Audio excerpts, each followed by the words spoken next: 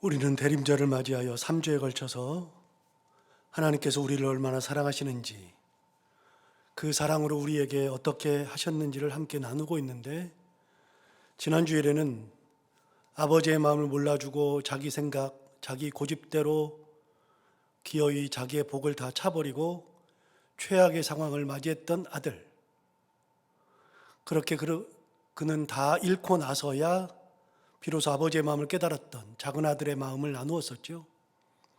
오늘은 그런 아들을 끝까지 기다리고 있는 아버지의 마음을 함께 나누는 시간을 갖도록 하겠습니다. 지난 주일에 말씀을 나눈 것처럼 아들이 생각하는 아버지는 답답했습니다. 왜 이렇게 살아야 하나? 이해가 되지 않았습니다. 그래서 아버지를 벗어나는 것이 그의 꿈이었고, 자기 분깃을 가지고 마음대로 살고 싶어서 결국 그 고집대로 아버지를 떠나고 말았습니다. 그런 아들을 바라보던 아버지의 마음, 그 마음은 아들과는 정반대였을 겁니다.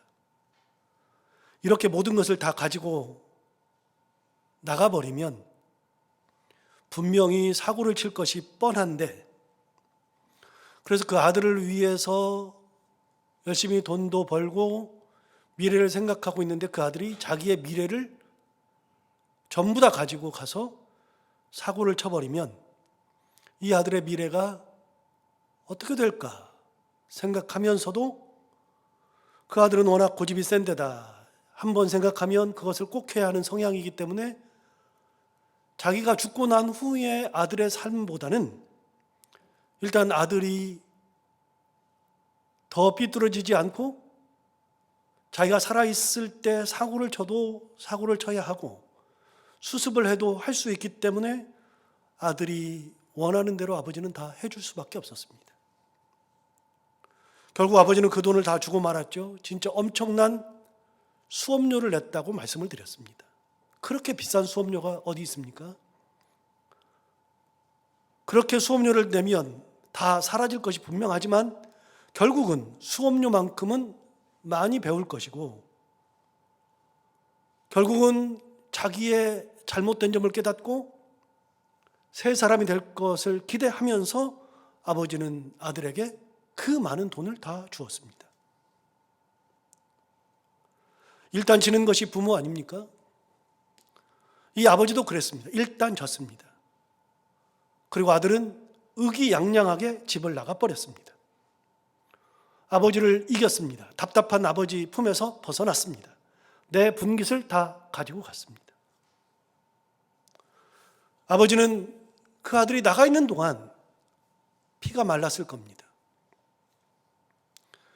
저희 큰아이가 이스라엘에 가 있을 때 하루가 멀다 하고 영상으로 통화를 했습니다. 요즘은 시대가 좋아져가지고 전화도 아니라 그냥 얼굴 보면서 통화할 수가 있습니다. 카카오톡이 워낙 잘 돼 있으니까 그렇게도 하지만 아이폰끼리는 페이스타임이라 그래가지고서 그냥 얼굴 보면서 바로 앞에 있는 것처럼 대화를 할 수 있었습니다. 어떻게 지내는지, 어려움 없는지, 공부는 잘하는지, 심적 상태는 어떤지, 생활해 있는 곳에서는 어떤 마음으로 지내는지 등 매일매일 체크를 해야만 했었습니다. 그렇게 매일 영상으로 통화를 하면서 아이의 공부가 진척이 있다는 거, 거기에 있는 사람들의 이야기, 어떤 때는 공부가 어렵다는 거, 너무 힘들다는 거, 한국에 오고 싶다는 것 등등의 이야기를 들을 때 그런 통화를 하면서 놀라운 사실 하나를 발견했습니다.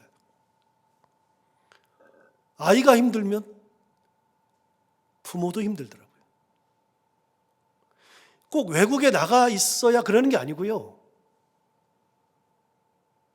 우리 아이가 아프면 부모가 같이 아픕니다. 아이가 직장을 못 구해서 괴로워하고 있으면 부모가 똑같은 심정입니다.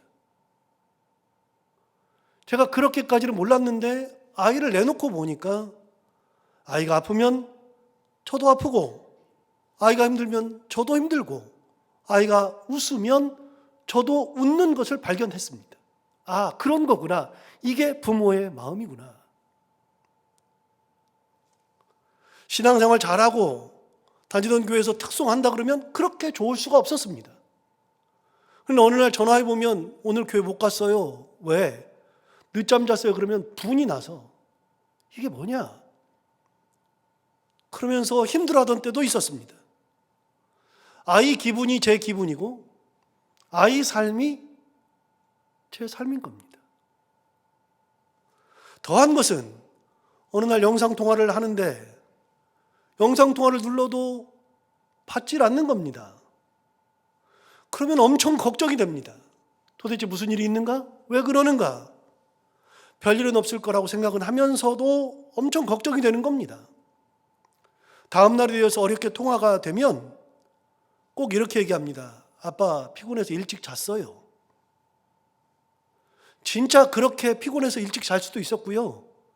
딴짓 하다가 딴 곳에 있다가 못 받으니까 그런 소리 할 때도 있었고 다 그런 거 아닙니까? 옛날에는 어떤지 모르겠습니다. 요즘 되니까요. 요즘 시대가 좋아져서 그렇게 하는데 옛날 분들은 우리 부모님들은 어땠을까?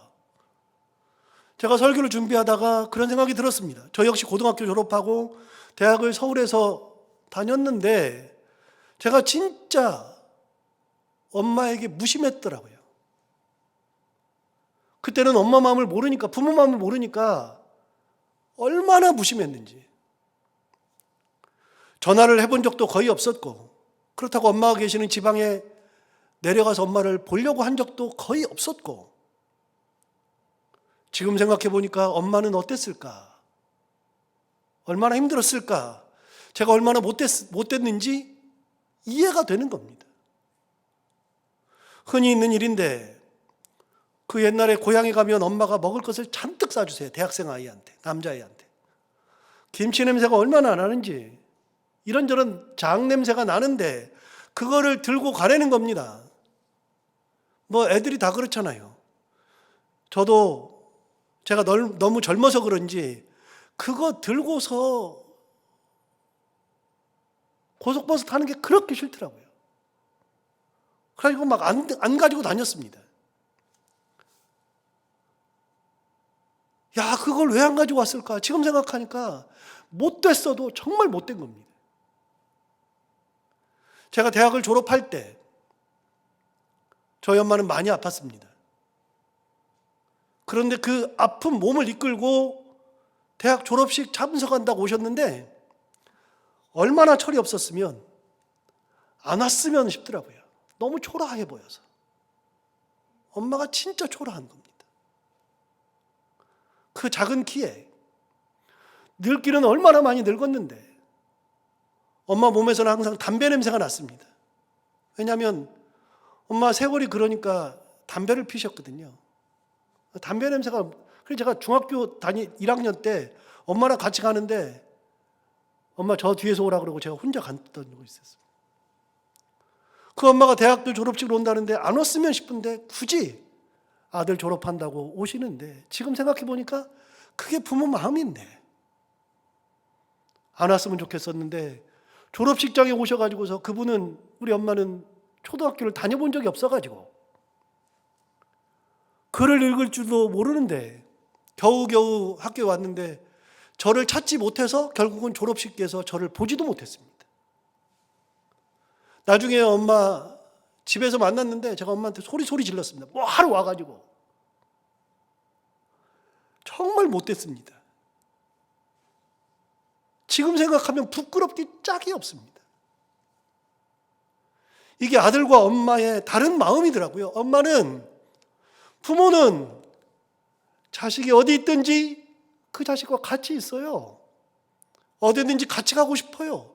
뭐든지 주고 싶어요. 그런데 자식은 안 그래요. 창피하고 더럽고 같이 있고 싶지 않고 받기 싫고.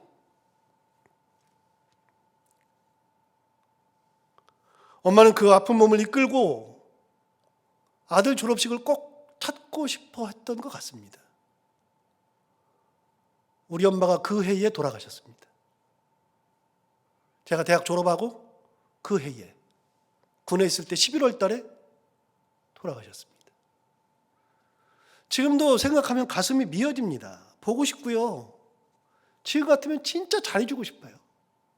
오래 막 끼고 살고 싶어요. 초등학교를 못 나오면 어떻고, 한많은 인생을 살면서 담배를 피셔야만 했던 엄마도 그립고, 모든 게 다 이뤄놓고 보니까, 잃고 나니까 이제서야 철이 드는 겁니다. 제가 결혼을 하고 자식을 낳아 보니 그때 부모가 그런 마음이었겠구나. 여러분, 이 아들이 집을 나갈 때 아버지의 마음은 그랬을 겁니다. 그 많은 돈을 주면 다 가서 탕진하고 얘가 제대로 되지 않을 거라는 건 뻔히 알면서도 아들을 위해서 돈을 내주고 그 아들이 그 돈을 다 버린다 할지라도 끝까지 기다리는 아버지.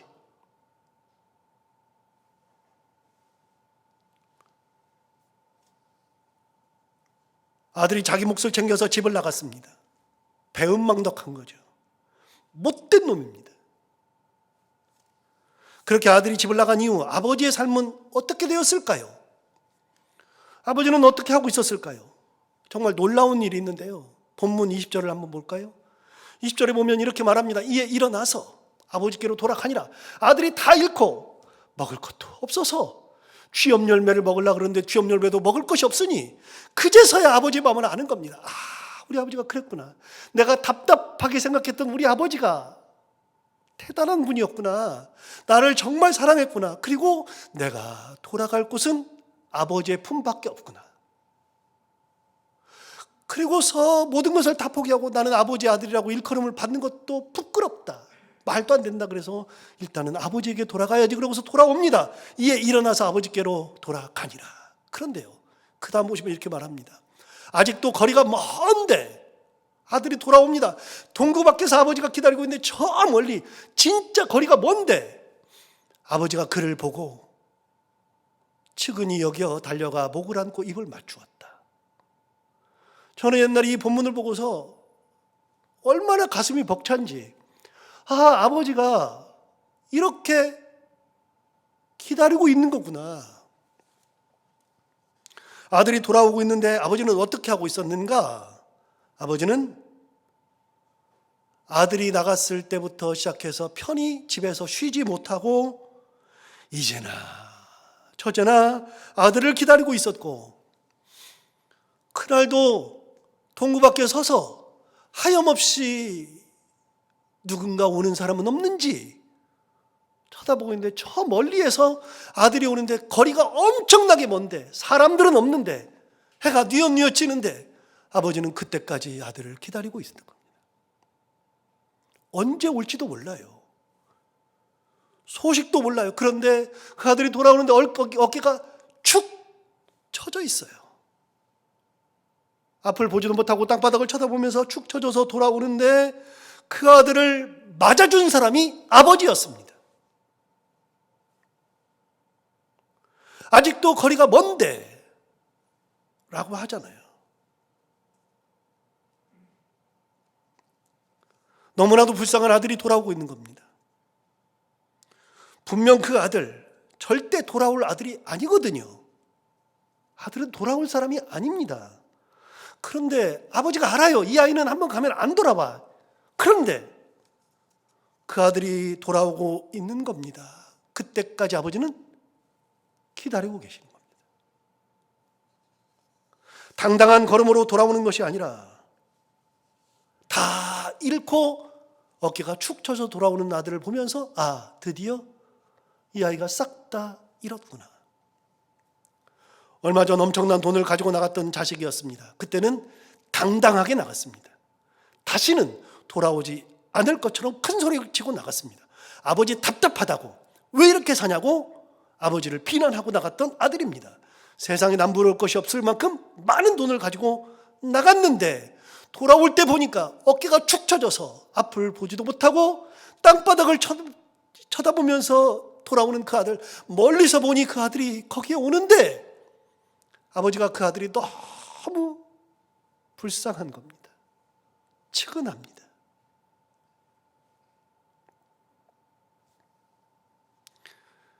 여러분 설교 들으면서 한 번쯤 들어봤을 예화를 말씀드리겠습니다. 저도 한 20년 전에 들었던 예화입니다. 여러분이 들으면 어느 정도 아시는 예화일 겁니다. 이거는 미국에서 실제로 있었던 일이고요. 1987년에 오천석이라는 작가분이 미국에서 들었던 얘기를 가지고서 쓴 이제 짧은 동화입니다. 노란 손수건이라는 동화. 지금도 이제 노란 손수건이라는 책을 치면 나와요. 거기에 이제 여러 개의 동화가 끼어 있는데 그 중에 미국에서 실제로 있었던 일, 플로리다에서 있었던 일, 그거에 대한 이야기가 노란 손수건입니다. 미국 플로리다에서 한 시외버스가 사람들을 싣고 어디론가 가고 있습니다. 그 시외버스에 참 많은 사람들이 타고 있었습니다. 그 차에 이런저런 사람들이 타고 있었고 맨 앞자리에 수염이 덥수룩하게 나 있고 왠지 초췌해 보이는 한 남자가 맨 앞자리에 앉아 있었습니다. 사람들은 이런저런 얘기를 하는데 그 사람 혼자만 아무 말 없이 그냥 차창만 멍하니 바라보고 있었습니다. 사람들이 이상하게 생각하는지 사람들이 눈길이 어떤지 쳐다보지 않았던 그 사람이 이 시외버스가 멀리, 미국 시외버스는 굉장히 멀리 가니까 10시간씩 달리고 그러니까요. 이 시외버스가 휴게소에 들어갔는데도 남자는 내리지도 않고 차창만 바라보고 있었습니다. 사람들이 이상하게 생각하다가 저 사람이 혹시 큰 범죄자 아닌가? 잘못된 거 아닌가? 그래서 휴게소에 내렸던 사람들이 하나둘씩 돌아오기 시작하는데 한 여자분이 먹을 것을 사와가지고서 그 남자분한테 건네면서 왜 그러십니까? 무슨 사연이 있습니까? 물었더니 그 남자 대답도 없이 한참을 가는데 한참 후에 자기의 사연을 얘기하기 시작했습니다. 그의 얘기인즉 4년 전에 큰 잘못을 해서 감옥에 들어가게 되었고 감옥 생활을 하는데 모범수로 감옥 생활을 하다 보니 갑자기 가석방이 된 겁니다. 그래서 자기 고향에 있는 아내에게 편지를 내서 여보, 내가 가석방이 되어서 집으로 돌아가게 되었는데 당신 앞에 갈 수 있는 그런 마음이 없고 너무나도 미안해서 갈까 말까 고민하다가 이 편지를 쓰는데 당신이 나를 용서하거든 고향 어귀에 있는 참나무에 노란 손수건을 달아두시오. 그러면 그 손수건을 보고 내가 당신에게 돌아가리다. 나를 용서할 마음이 없으면 손수건을 달지 말아주시오. 그럼 내가 지나쳐 가리다. 그리고서 그 얘기를 버스 사람들이 들었습니다. 갑자기 버스에 있는 사람들이 우르르 창가에 몰려서 고향이 다가오니까 노란 손수건이 참나무에 매달려 있을까 생각하고 그걸 유심히 찾기 시작했습니다. 고향에 다가왔습니다. 참나무가 저 멀리서 보이기 시작했는데 어떤 사람이 소리 지릅니다. 야, 저기 참나무 좀 봐. 모든 사람들이 참나무를 바라봤는데 거기에는 놀라운 일이 있었습니다. 노란 손수건이 참나무에 매달려 있는 것은 당연한데 그 노란 손수건이 하나가 아니라 나무에 주렁주렁 매달려 있었다는 겁니다.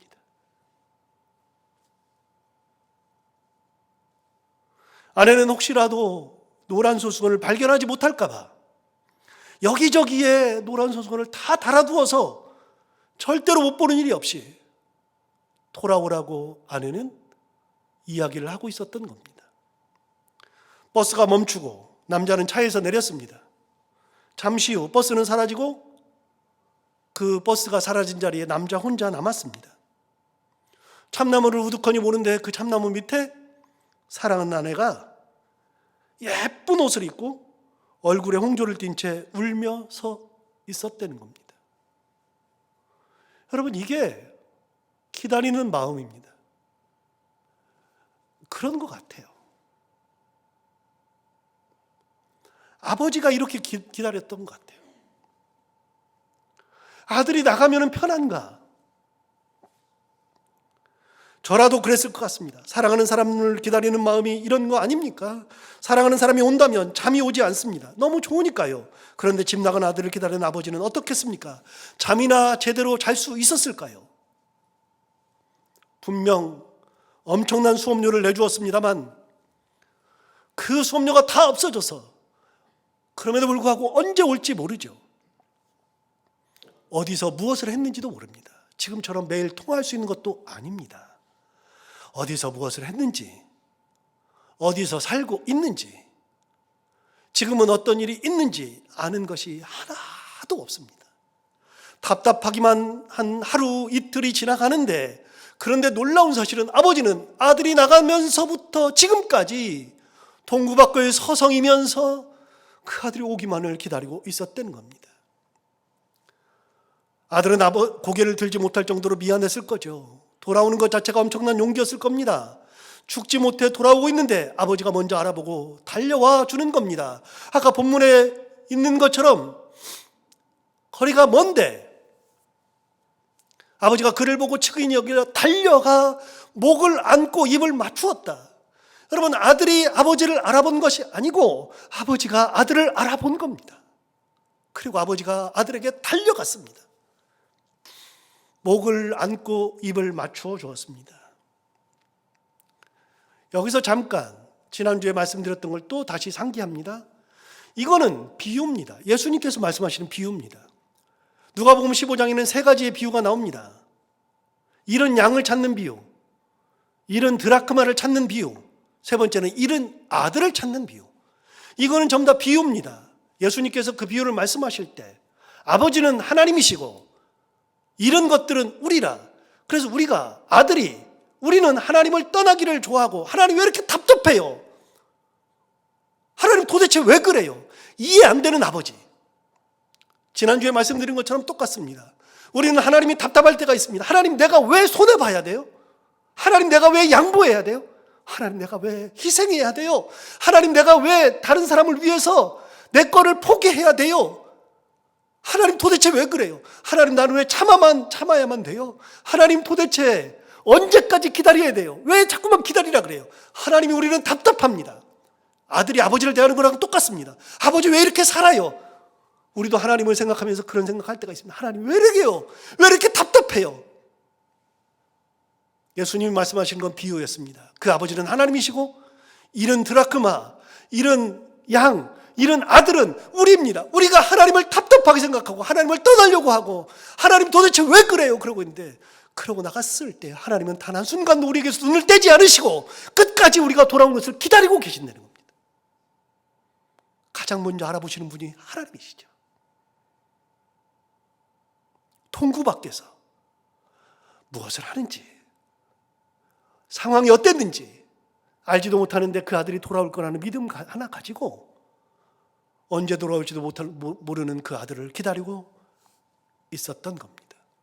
하나님이 우리를 향한 마음이 그렇다는 겁니다. 우리 흔히 집 나가면 개고생이다 말합니다. 우리가 하나님을 떠나봐야 답이 없습니다. 먹어봐야, 하나님 떠나서 먹어봐야 쥐염 열매, 그것도 돼지 먹는 거, 그것도 먹을 것이 없어서 주는 사람이 없어서 배가 골골아 죽을 만큼 힘든, 그것이 하나님을 떠난 사람들의 최후입니다. 이 땅에서 떵떵거린다 할지라도 하나님을 떠난 사람들의 최후는 하나님 앞에 갔을 때 천국문 앞에서 너는 아니야, 너는 여기로 올 수 없어, 너는 저리 가. 우리가 하나님을 떠나봐야 답이 없습니다. 하나님 떠나봐야 개고생인 겁니다. 어느 누구 하나 내 편이 없죠. 그야말로 되는 일이 없습니다. 아들로서는 너무 죄송했습니다. 어떻게? 그래서 정말 아버지에게 자기를 아버지의 아들로 인정하지 않아도 된다고 말씀을 드리죠. 21절 볼까요? 21절 보시면 아들이 이르되 아버지, 내가 하늘과 아버지께 죄를 지었사오니 지금부터는 아버지의 아들이라 일컬음을 감당하지 못하겠나이다. 자기도 알아요. 내가 아버지한테 죄를 지었습니다. 하나님께, 하늘에도 죄를 지었습니다. 아버지, 내가 아버지의 아들이라고 일컬음을 감당할 수도 없습니다. 자기도 염치가 있으니까 알아요. 그의 심정이 정말 그랬을 겁니다. 다시요, 앞쪽으로 넘어가서 저는요, 지금도 우리 엄마가 살아계시면 진짜 좋겠어요. 해드리고 싶은 게 너무 많아요. 우리 엄마가 창피하지 않아요. 얼마든지 해드리고 싶어요.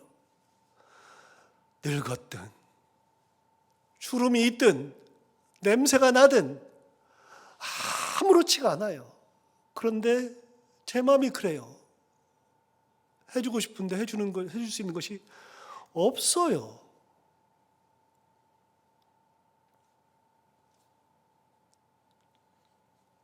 그 아픈 마음을 달랠 길이 없지요. 여러분, 아들이 왔습니다. 아버지, 나는 아버지한테 아들이라고 일컬음도 못 받겠어요. 드디어 수업료를 낸 값을 하기 시작하는 겁니다. 드디어 깨달은 겁니다. 우리 아버지 답답한 아들이 아니라, 아버지가 아니라 우리 아버지 진짜 좋은 아버지. 하나님 앞에 돌아왔을 때 하나님, 저는 하나님 앞에 아들이라 칭함받기도 어렵습니다. 아버지 뭐라 대답하나 볼까요? 22절 23절 보겠습니다. 아버지는 종들에게 이르되 제일 좋은 옷을 내어다가 입히고 손에 가락지를 끼우고 발에 신발을 신기라. 24절 그리고 살진 송아지를 끌어다가 잡으라. 우리가 먹고 즐기자. 자, 네 가지 얘기합니다. 22절부터 보시면 첫 번째, 제일 좋은 옷을 내어다가 입혀라. 두 번째, 손에 가락지를 끼워주어라. 세 번째, 발에 신발을 신겨라. 네 번째, 24절 살진 송아지 잡아라. 네 가지 얘기했습니다. 여러분, 뭐가 예쁘다고요? 배은망덕한 놈인데 뭐가 예뻐요? 그런데 아니요, 하나님은 하나님 앞에 돌아오기만 하면 이러시는 거예요. 하나님 우리를 사랑하셔요. 아들은 끝까지 아들인 겁니다. 하나님의 자녀는 끝까지 자녀인 겁니다. 하나님이 우리를 사랑하는 마음은 변한 적이 한 번도 없습니다. 다만 우리가 변하는 거죠. 뭐가 예쁘다고요? 아니요, 예뻐요. 그래도 예뻐요. 네 가지 말했는데 첫 번째는 제일 좋은 옷을 내어다가 입히라는 거였습니다. 여러분, 옷은 부의 상징이죠.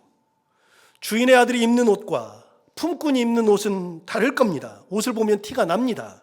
부티가 줄줄 흐르기도 합니다.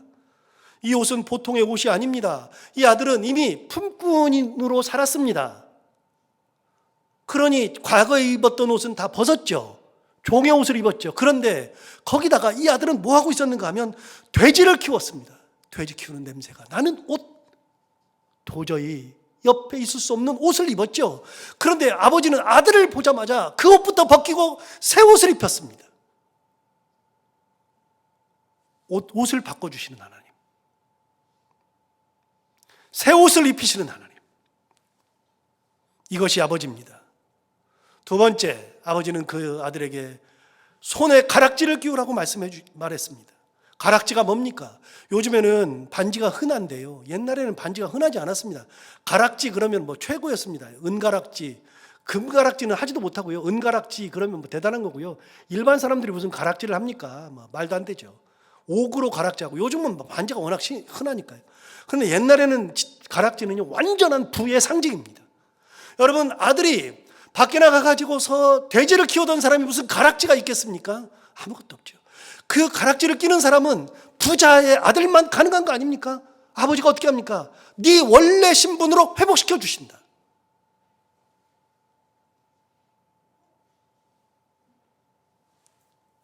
세 번째는 발에 신발을 신겼습니다. 여러분, 옛날의 종들은 신발을 신지 못했습니다. 옛날 종들은 신발을 안 신었습니다. 신을 수가 없었습니다. 신이 어디 있습니까? 맨발로 다녔습니다. 그래서 여러분, 모세가 하나님 만났을 때 그때 어떻게 했습니까? 모세 하나님 만났을 때 하나님께서 모세에게 내 발에서 신을 벗으라 그랬습니다. 왜 신발을 벗긴다고 그랬어요? 제가 옛날에 설교했는데 왜 벗겨요? 너는 이제부터 내 종이다 그 말입니다. 사람의 종이 아니라 너는 내 종이니까 신발을 벗어라. 여러분, 종은 신발을 신을 수가 없습니다. 신발은 굉장히 귀한 거였습니다. 신발을 신을 수 있다 해도 신분에 따라서 신발이 다른 겁니다. 그런데 아버지는 아들을 보자마자 신발부터 신겼습니다. 종과 같은 존재를 귀족으로, 최고의 존재로 만들어 주셨죠. 저는 신발하면 생각나는 일이 하나 있습니다. 대학 다닐 때 참 제가 철든 거는 얼마 안 된 것 같아요. 그러고 보면. 대학 다닐 때 참 철이 없었는데 셋째 누나가 미용을 해가지고 제 학비를 다 댔거든요. 그래서 이제 누나랑 아주 작은 방에서, 진짜 작은 방, 옛날에 우리 부목사님이랑 그 집에 갔더니 지금도 그 집이 있어요. 성수동에 지금도 그 집이 남아있어요. 가서 봤더니 야, 여기서 어떻게 살았냐. 정말로 최악의 방 한 칸짜리. 거기서 누나랑 같이 살면서 한 방에서 같이 살면서 화장실도 10가구가 쓰는 그런 화장실 하나 쓰고, 이제 누나가 이제 거기서 저를 이제 학비를 다 대주고 옷을 사주고 용돈 주고 먹을 걸 다 해주고 완전히 엄마처럼 다 해줬던 누나가 처음부터 끝까지 대학 졸업할 때까지 다 해줬습니다. 저는 그게 당연하다고 생각했습니다. 미친 거 아닙니까? 누나가 저를 대학을 가르쳤습니다. 정말 미친 겁니다. 말도 안 되는 겁니다. 저보고 조카하라 그러면 못할 것 같습니다. 누나는 결혼도 안 하고서 돈 벌어서 저 대학을 가르쳤습니다. 그러면 누나가 얼마나 고생하는지, 얼마나 대단한지 알아야 하는데 그때만 해도 철이 없어가지고 누나의 아픔을 몰랐습니다. 난 당연한 줄 알았습니다. 지금도 기억에 나는 것이 3학년 되었을 때 당시 등록금이 약 80만 원 정도였는데 등록금 낼 돈이 없었나 봅니다. 근데 저는 누나가 당연히 해줄 거라고 생각하고 있었는데 돈이 진짜 없었는지 집주인을 만나가지고서 돈을 좀 꿔달라고 하는 소리를 제가 들었어요. 저 등록금 때문에. 그 이야기를 들으니까 누나한테 미안해야 되잖아요. 그런데 화가 났습니다. 왜 저런 사람한테 돈을 꿔달라고 그러는지 화가 났습니다. 창피하고 얼마나 화가 났는지 모릅니다. 3학년 됐을 때 학교에서 테니스를 배울 기회가 있어서 테니스반에 들어가서 테니스를 배우는데 라켓도 사야 하고 운동복도 흰색으로 사야 하고 운동화도 필요했습니다. 가진 것이 있어야죠. 당연히 누나한테 얘기하죠. 뭐 내 거 내놓으라는 식으로. 누나 나 이거 테니스반 들어갔는데 라켓도 사야 되고 뭐 옷도 사야 되고 운동화도 사야 돼. 그랬더니 누나가 제 돈 달라 그러냐 뭐 그랬으니까요. 뻔뻔하죠. 누나가 참 난감한 표정을 짓더니 창원아 내가 지금 돈이 없으니 라켓이나 다른 것들 혹시 빌릴 수 있으면 빌려봐라. 그 말도 진짜 싫더라고. 그런데 학교 가가지고서 이제 테니스반에서 물어봤어요. 라켓은 빌려줄 수 있냐 그랬더니 라켓 빌려준대요. 옷은 어떡하냐 그랬더니 옷은 흰색이면 되니까 흰색 아니어도 되지만 비슷한 색으로 입고 오면 된대요. 신발은 어떡하냐 그랬더니 신발은 흰색 테니스 신발을 신고 와야 된대요. 이게 테니스 구장이 이렇게 거기다가 이제 흙을 깔고 소금을 매겨가지고 단단하게 만들어가지고 다른 신발을 쓰면 이게 다 패이고 안 되니까 테니스 신발을 꼭 신어야 된다 그래요. 그래서 다른 거는 다 되는데 테니스 신발은 꼭 사야만 했었습니다. 그래서 신발을 사야 한다고 누나한테 얘기했는데 누나가 사줘요. 당시에 가장 핫한 신발은 나이키하고 프로스펙스였습니다. 그 둘 중에 하나를 사야 하는데 돈이 있습니까? 결국 시장에서 싸구려 운동화, 흰색 운동화를 샀는데 테니스 신발은 가죽 신발이거든요. 근데 가죽 신발 살 수 없으니까 비닐로 된 신발 그거를 사서 신고 갔습니다. 그걸 신고 운동화를 하러 갔는데 놀라운 일이 하나 생겼습니다. 사람들은 제 발을 쳐다본 적이 없는데 저만 창피해가지고 어떻게 하면 여기를 벗어나나. 그리고 사람들 테니스 신발 쳐다보는데 다 가죽 신발인 거예요. 저만 비닐로 된 신발이에요. 얼마나 창피하든지. 진짜 주눅 들었어요. 그런데 생각해 보니까 제가 못된 거죠. 정말로. 그러니까 철이 없어도 너무 없었던 겁니다. 여러분 오늘날 해도 제가 이 설교를 준비하는데 그 생각이 나면서 나는 신발 그때 가죽 신발 없어가지고 사람들은 날 쳐다보지 않는데 왜 내가 혼자 그랬을까 싶은데 그랬습니다. 여러분 신발이 뭡니까? 과거의 신발은 종들이 절대로 신지 못하는 겁니다. 그런데 아들이 돌아올 때 아버지가 가장 먼저 한 것 중에 세 번째는 신발 시키는 거였습니다. 너 신발 신어라. 너 그렇게 살면 안 된다. 신발을 신겨 주었습니다.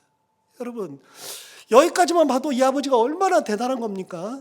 하나님이 우리를 사랑하는 마음이 얼마나 대단한 겁니까?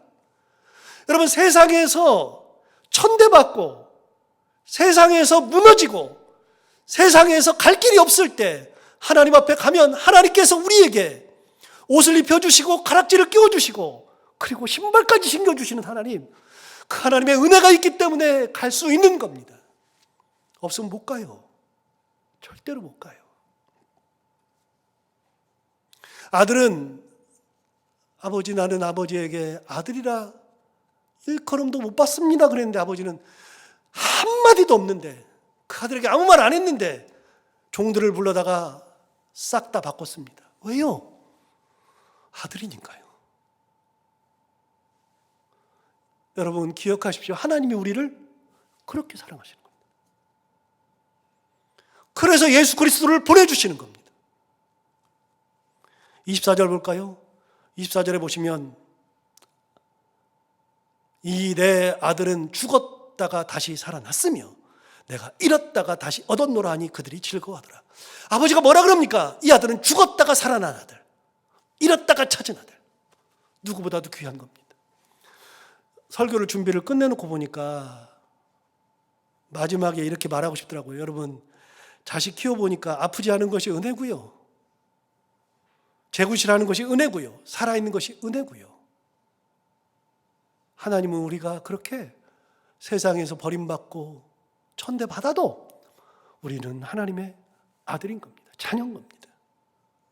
그게 하나님의 사랑이죠. 그 사랑으로 우리를 지금까지 인도하신 겁니다. 그 사랑으로 예수 그리스도를 우리에게 보내주신 겁니다. 이 대림절의 기간에 그 하나님의 마음을 다시 한번 새겨보면서 은혜 가운데 감사하며 살아가는 우리 모두가 다 되기를 바랍니다. 기도하겠습니다. 하나님 아버지 감사합니다. 오늘도 귀한 말씀으로 우리를 깨워주셔서 감사합니다. 이 말씀 듣고 우리가 힘을 내서 하나님을 더 사랑하기를 원합니다. 하나님의 마음을 알고 하나님의 은혜 가운데 살기를 원합니다. 주께서 우리의 삶을 인도하여 주옵소서. 예수님 이름으로 기도하옵나이다. 아멘.